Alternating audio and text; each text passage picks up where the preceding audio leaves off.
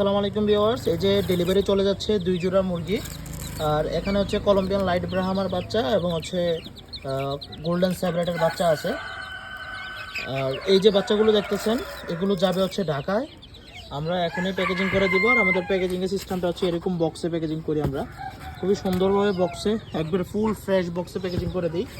আর আরেকটা ব্যাপার হচ্ছে, এখানে পৃথিবীর সবচেয়ে বড় জাতের মুরগির বাচ্চা এবং পৃথিবীর সবচেয়ে ছোট জাতের মুরগির বাচ্চাগুলো আছে। ব্যাপার হচ্ছে বয়স কিন্তু সেম, কিন্তু পৃথিবীর সবচেয়ে ছোট জাত যেহেতু, সে কিন্তু এইটুকুই হয়।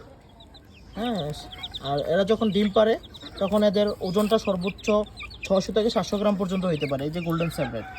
আর যখন ব্রাহ্মা ডিম পাড়া শুরু করে তখন ব্রাহ্মার মোরগগুলো ওজন হইতে পারে প্রায় 5 কেজি পর্যন্ত এবং মুরগিগুলো 4 কেজি পর্যন্ত ওজন হয়ে যায়।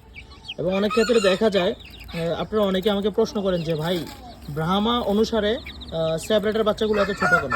তো ব্যাপারটা হচ্ছে, স্যাবরেটের প্যারেন্টসে ছোট। ওদের প্যারেন্টস যখন ডিম পারে তখন ওদের প্যারেন্টসের ওজন থাকে মাত্র 600 থেকে 700 গ্রাম।